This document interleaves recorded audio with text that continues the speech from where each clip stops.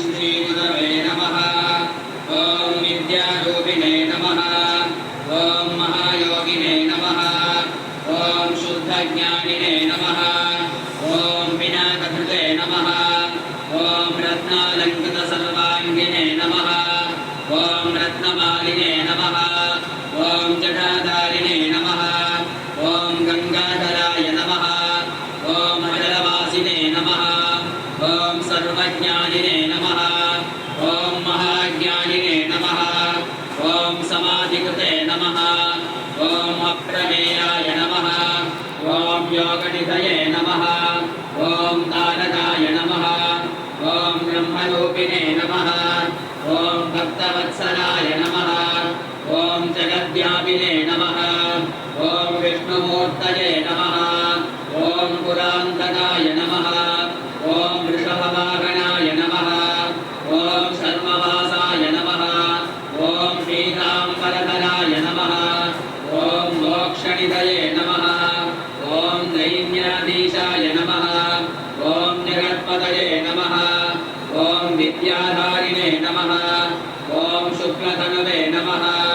ॐ विद्यादायिने नमः। ॐ गणाधिपाय नमः। ॐ पदापस्मारसम्भत्रे नमः। ॐ शशिमौळये नमः। ॐ महास्वराय नमः। ॐ सामवेदप्रियाय नमः। ॐ अव्ययाय नमः। ॐ साधवे नमः। ॐ समस्तदेवतालङ्कृताय नमः। ॐ हस्तमन्निधराय नमः। ॐ श्रीमते नमः। ॐ मृगधारिणे नमः। ॐ शङ्कराय नमः। ॐ यज्ञनाथाय नमः। ॐ यमान्तकाय नमः। ॐ भक्तानुग्रहकारकाय नमः। ॐ भक्तसेविताय नमः।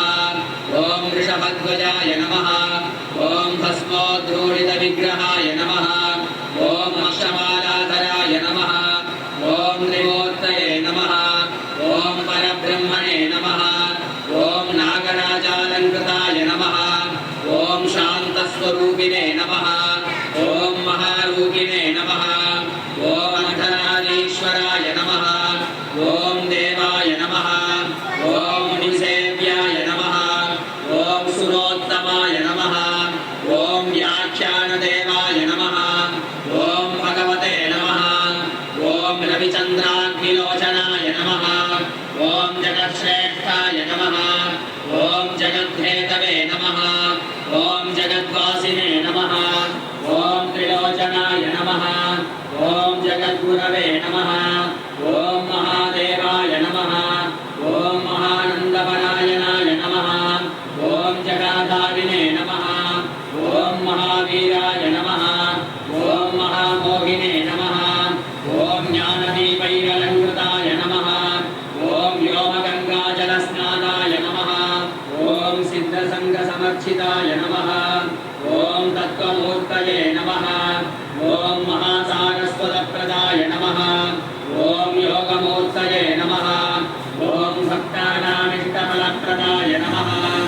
ॐ परमूर्तये नमः। ॐ चित्स्वरूपिणे नमः। ॐ तेजोमूर्तये नमः। ॐ अनामयाय नमः। ॐ वेदवेदान्ततत्त्वार्थाय नमः। ॐ चतुष्षष्टिकलानिधये नमः। ॐ भवरोगभयध्वंसिने नमः। ॐ भक्तानामभयप्रदाय नमः। ॐ नीलग्रीवाय नमः। ॐ ललाटाक्षाय नमः। ॐ गजचण्डिने नमः।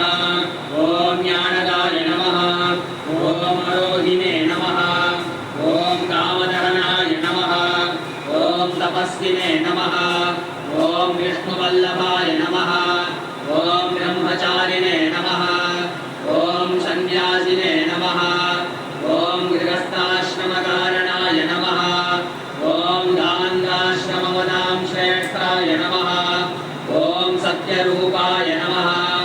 ॐ दयानिधये नमः। ॐ योगपट्टाभिरामाय नमः। ॐ वीणाधारिणे नमः।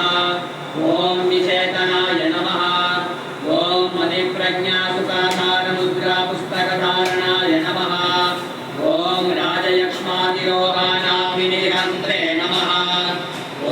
सुरेश्वराय नमः